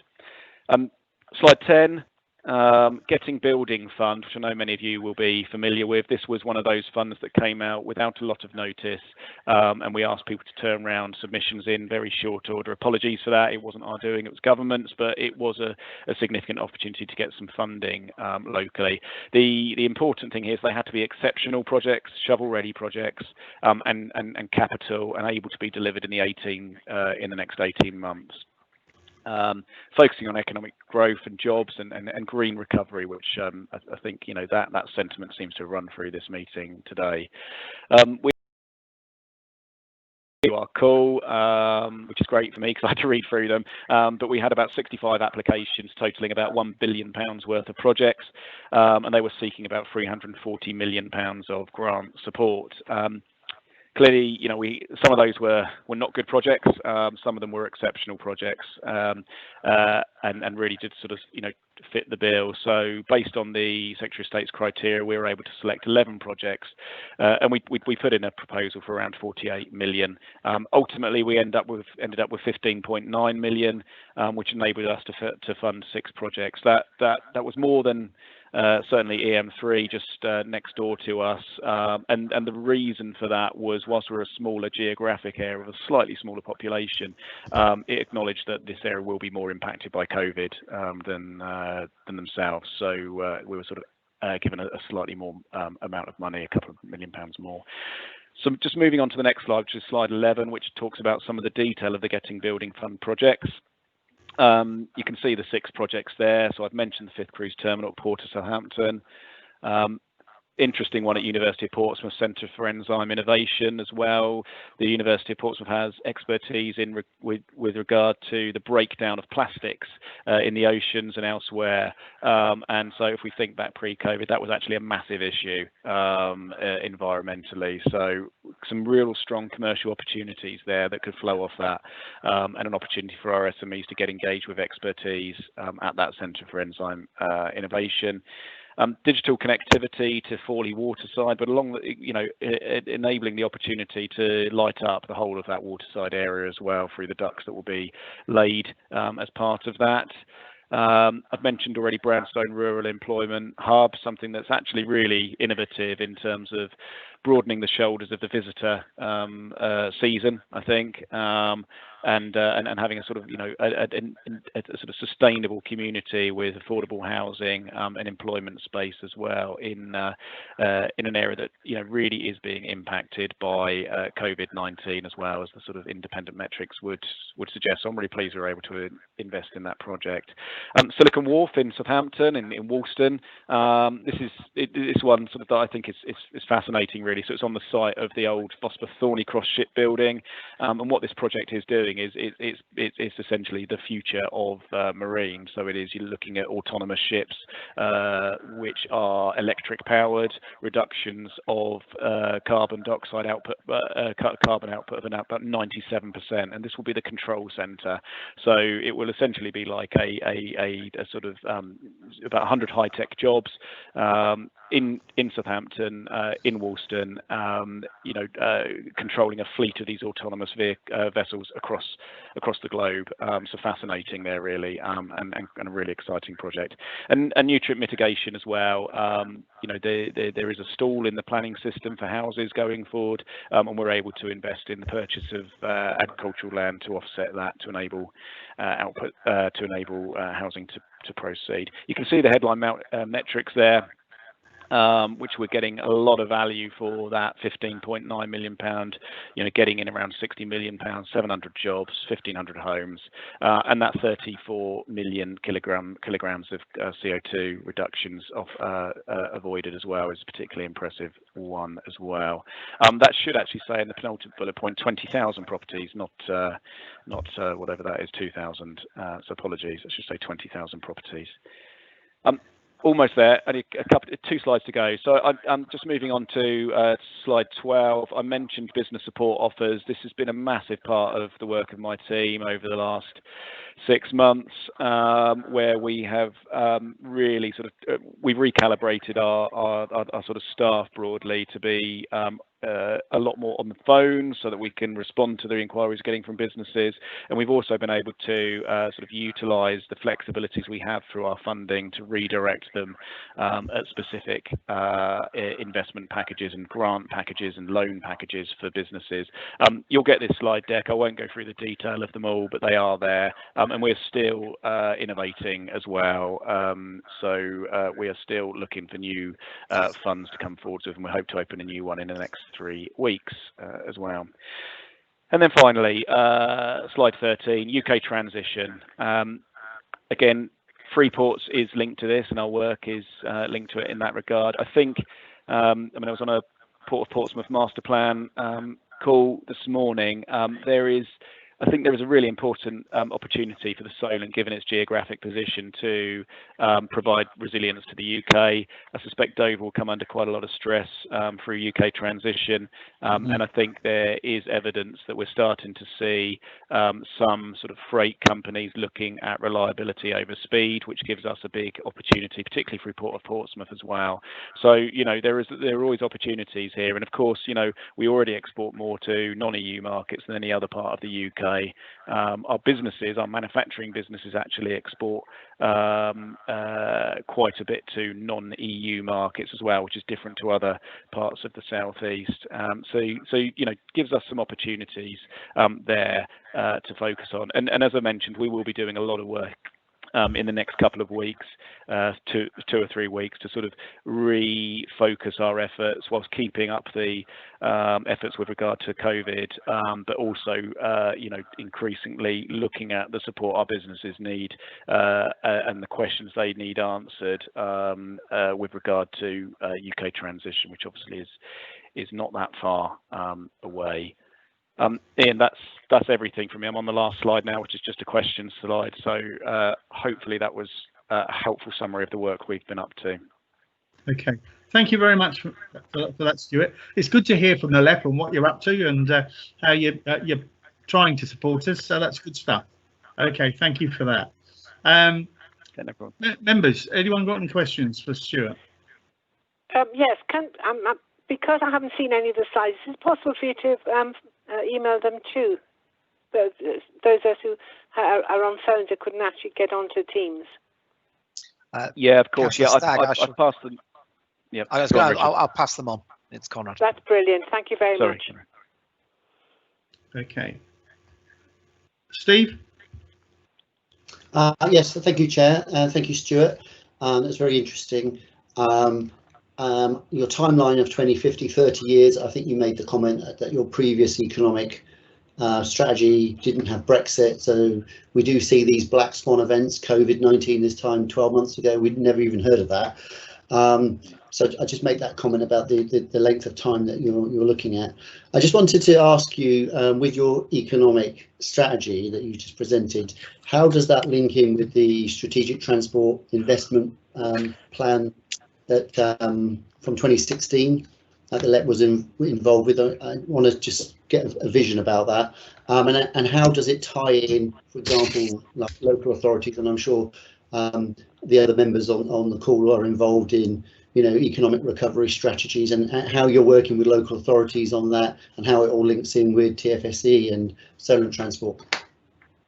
Yeah, thanks. So in terms of street transport investment plan, I mean, that is still part of our transport evidence base as well. I mean, I think, yeah, that's 4 years old now, I suppose, and things change. But yeah, very much part of our evidence base, and that fed into and formed part of the evidence that we submitted to government as well, part of our economic strategy. So it is still there, and a useful piece of work as well. In terms of local authorities, clearly very important in this work, and we've worked through the Solent Leaders Forum, where every local authority in the Solent LEP area is represented by their leader, and also we have those on the sort of fringe of the area as well, including sort of Bournemouth, Poole, Christchurch, and so on as well, because we obviously clearly recognise that businesses and the economy doesn't sort of stop at a boundary. Same for transport as well. We have had discussions with Solent Transport throughout the course of the development. I know a lot of the local authority transport officers have definitely been at the workshop events that we've held. We had one specific on transport last year as well, which Solent Transport and all the local authorities, highway authorities, Network Rail and operators and so on were represented at, and that was a really useful opportunity for us to hear from those experts and feed directly into the development of that strategy work. But even since that time, there's been obviously the recent announcement transforming cities bid at Portsmouth, the Southampton one before that as well. Really good news for the area, and obviously the future mobility zone that Conrad was talking about at the start of the meeting as well. But yeah, we're happy to be here, and we're really grateful for the invite, and this seems like a good forum to have those discussions. Thank you. Thank you, Stuart. Rob, anything?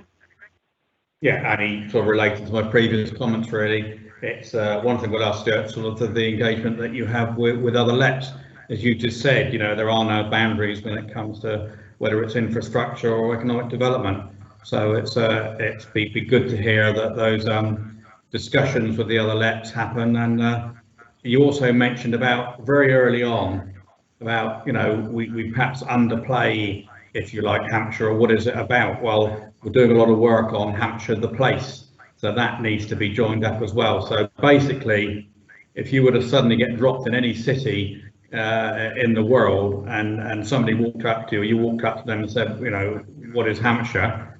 What would they say to you? And so that's what we need to understand. We need to come together, that there is a consistent message, again, about what is Hampshire and what is it about. So it's that joining up again, Mr. Chairman. Thank you, Rob. Yeah, yeah, absolutely up for that, Rob, and couldn't agree more. And in terms of our engagement with our partner LEPs, we do that on a geographic basis. There's a grouping of the sort of central south LEPs and the southeast LEPs. That I think Anne-Marie's on a call this week with them. I mean, it seems to be weekly at the moment, those calls. So working really closely and increasingly working on a sort of central south sort of cluster basis with LEPs as well, which is positive. But yeah, I mean, exactly as you said, Rob, we the businesses don't stop at a boundary, and we wouldn't, and they wouldn't thank us for operating that way. We have to be flexible to those boundaries. That's great. Good to hear. Thank you, Mr. Chairman. That's great. Okay, Stuart, thank you so much for taking the time out to come and brief us. Thank you so much. Sorry I couldn't join you more virtually. Maybe next time. Okay. Yeah, I hope so. Fingers crossed. Okay, thank you, Stuart. Bye. Cheers. Thank you. Bye. Right, the next item is Brexit. I think Pam is going to lead on that, but is she with us? I think she's on the phone, Chair. Oh, she? Okay. Can she hear us? Pam, can you hear us?